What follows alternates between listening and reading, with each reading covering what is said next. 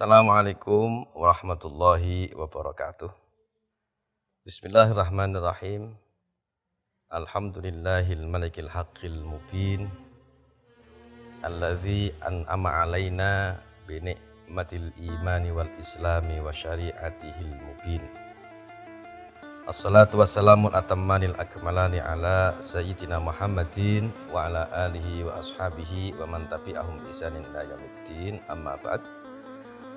Pemirsa yang semoga dirahmati oleh Allah Subhanahu wa Ta'ala, dalam kehidupan ini Allah Subhanahu wa Ta'ala punya cara tersendiri untuk mendewasakan hambanya.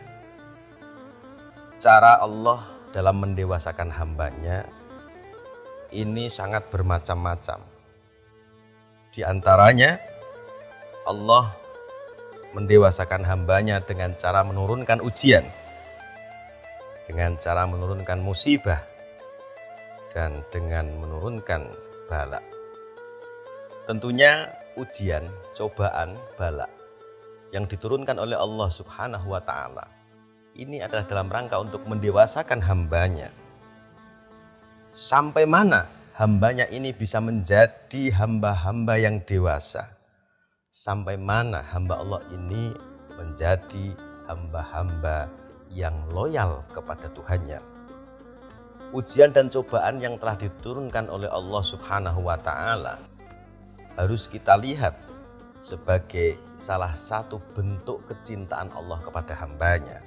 Kenapa demikian? Ya, karena Allah Subhanahu wa Ta'ala ingin mengingatkan hambanya yang semula jauh dari Tuhannya dengan diturunkannya bala.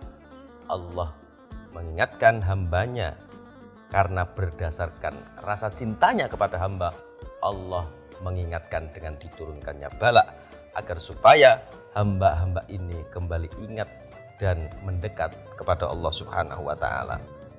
Jika kemudian hamba ini mau lagi mendekat kepada Allah, lalu Allah akan memberinya kenikmatan-kenikmatan atas dasar cintanya kepada hamba.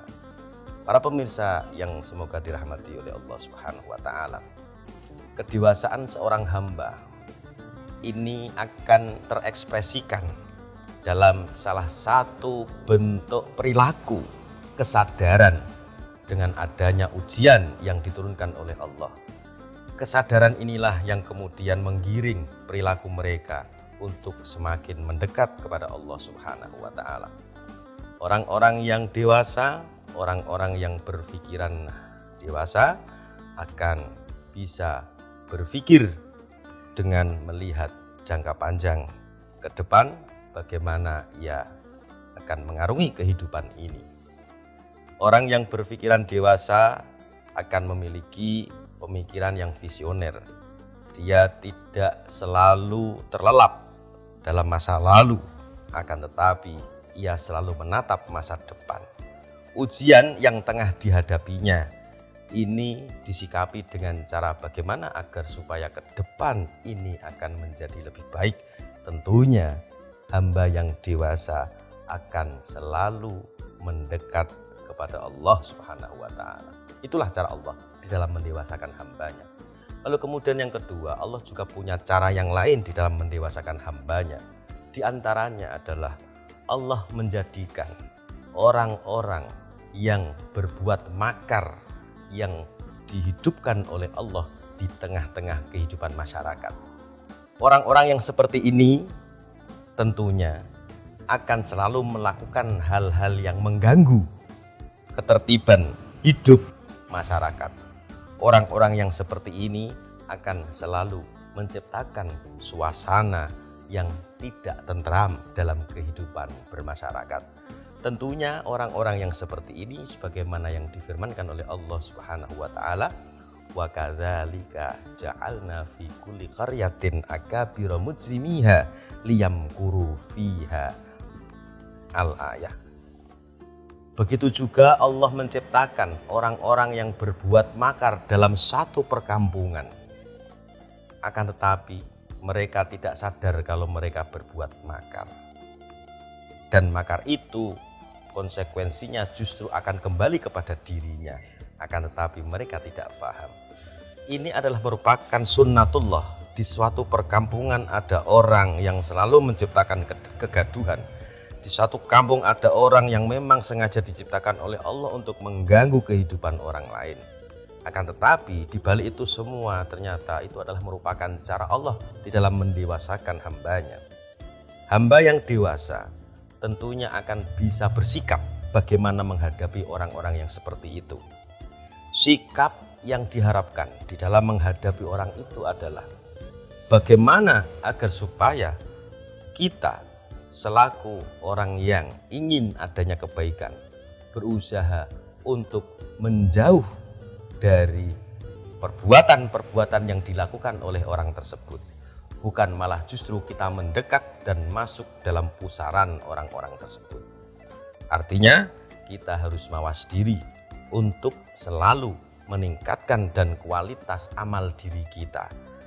Kita tidak usah kemudian mencari bagaimana agar supaya orang tersebut menjadi bagian dari kita. Akan tetapi kita harus berusaha dan mencari cara bagaimana kita bisa terselamatkan dari mereka. Ridhon nasi ghayatun la tudrak, waridallahi ghayatun la tudrak. Fatruk ma la yudrak min ajli ma la yudrak. Bahwa ridho manusia atau kecintaan manusia kepada kita ini adalah perkara yang tidak bisa kita capai secara keseluruhan. Sementara ridho Allah ini adalah merupakan sesuatu yang harus kita capai dan tidak boleh kita tinggalkan. Oleh karena itu, tinggalkanlah apa yang tidak bisa kita capai secara keseluruhan demi untuk mencapai perkara yang tidak boleh kita tinggalkan. Di sini kita hidup dalam rangka mencari ridho Allah. Jangan kemudian kita selalu berharap bahwa semua manusia yang ada di sekitar kita harus cinta dan cocok dengan saya. Itu adalah perkara yang justru menyalahi sunnatullah. Karena apa? Ya karena memang orang di sekitar kita memiliki latar belakang yang berbeda-beda, memiliki paradigma berpikir yang berbeda-beda, sehingga kita tidak berhak untuk memaksa mereka agar supaya mereka senang dengan saya. Akan tetapi perbuatan makar yang dilakukan oleh orang lain terhadap kita, maka harus kita sikapi dengan dewasa. Bagaimana sikap kita? Kita harus menjauh dari mereka. Kita tidak boleh masuk dalam pusaran orang tersebut.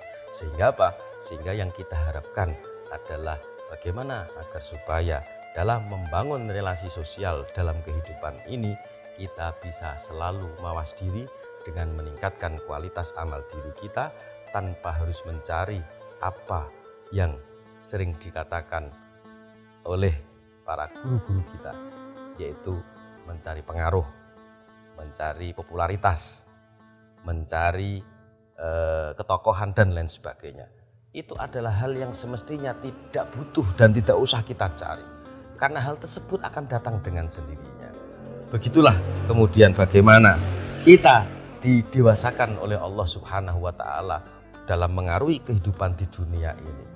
Intinya adalah pesan Imam Asy-Syafi'i kepada salah satu muridnya yang bernama Rabi' Al-Muradi.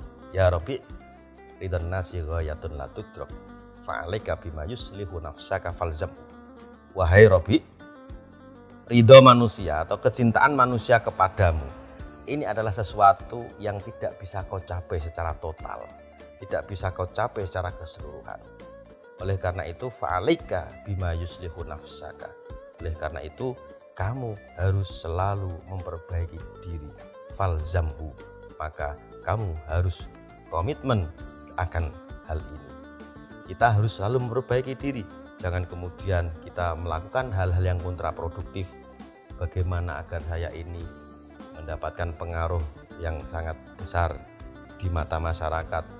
Bagaimana agar supaya saya ini mendapatkan pengakuan sebagai seorang tokoh di masyarakat? Itu ridhon nasi ghayatun la tudrak. Itu sebenarnya perkara yang tidak usah kita cari sebenarnya. Ya, oleh karena itu kita harus selalu memperbaiki diri. Ya, jangan kemudian kita hanya ingin mencari popularitas, kita hanya ingin mencari ketokohan, kita hanya mencari pengakuan dari orang, itu tidak perlu. Yang perlu kita lakukan justru adalah ayo perbaiki diri kita dalam rangka untuk mencapai ridho Allah Subhanahu wa Ta'ala. Itulah bagaimana Allah mendewasakan hambanya. Kemudian yang ketiga, Allah mendewasakan hambanya dengan memberlakukan adanya aturan-aturan atau syariah-syariah yang berupa perintah maupun larangan. Aturan yang berupa perintah ini juga dalam rangka untuk mendewasakan hamba. Seperti sholat misalkan. Sholat, inna sholata kanat 'alal mu'minina kitaban mauquta. Bahwa sesungguhnya sholat 5 waktu ini adalah merupakan kewajiban yang memiliki waktu yang telah ditentukan oleh Allah Subhanahu wa Ta'ala. Di sini kita tidak hanya melulu melihat bahwa perintah Allah yang berupa sholat kita jalankan begitu saja, akan tetapi kita harus memahami apa maksud dan tujuan ketika Allah Subhanahu wa Ta'ala memerintahkan sholat bagi hamba-hambanya. Tentunya tidak lain dan tidak bukan, ini Allah memiliki maksud yang tersembunyi di balik itu. Maksud Allah dalam mensyariatkan atau memberlakukan kewajiban sholat adalah agar supaya hambanya menjadi hamba-hamba yang dewasa. Artinya apa? Kedewasaan seorang hamba ini akan diekspresikan dalam bentuk kesadaran akan jati dirinya yang tidak lain dan tidak bukan adalah sebagai seorang hamba. Dalam hadis qudsi, Allah Subhanahu wa Ta'ala pernah berfirman, man arafani ahabbani wa man ahabbani ata'ani. Barang siapa yang mengenal aku, maka ia pasti akan mencintaiku. Barang siapa yang mencintaiku, pasti ia akan loyal dan patuh kepadaku. Inilah kemudian kenapa Allah memerintahkan kita untuk melakukan sholat 5 waktu, untuk melakukan hal-hal yang diwajibkan.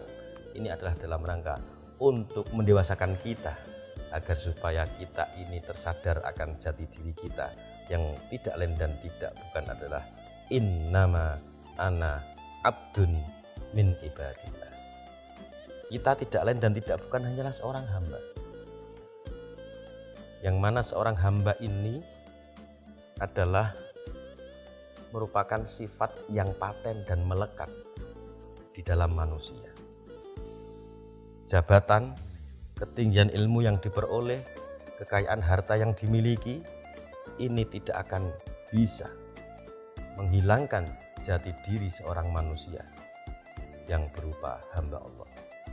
Sekaya apapun dia, maka dia hamba Allah. Sepandai apapun dia, maka dia adalah hamba Allah. Setinggi apapun jabatan ia adalah hamba Allah. Dari sinilah kemudian kita tersadar betapa kecilnya kita selaku seorang hamba, betapa hinanya kita selaku seorang hamba, betapa rendahnya kita selaku seorang hamba. Dari sinilah kemudian kedewasaan kita muncul. Kita ini bukan siapa-siapa di hadapan Allah. Itulah bagaimana cara Allah mendidik hamba-hambanya agar supaya menjadi hamba-hamba yang dewasa. Mudah-mudahan kita selalu diberi taufik oleh Allah Subhanahu wa Ta'ala, dimudahkan oleh Allah Subhanahu wa Ta'ala menjadi hamba-hamba yang dewasa, baik dewasa di dalam berpikir maupun dewasa di dalam bersikap. Dewasa bersikap ketika menjalin hubungan dengan Allah maupun dewasa bersikap ketika menjalin relasi sosial dengan sesama. Amin Allahumma amin. Kurang lebihnya al-'afwu minkum wa akhiru da'wana alhamdulillahirabbil alamin. Assalamualaikum warahmatullahi wabarakatuh.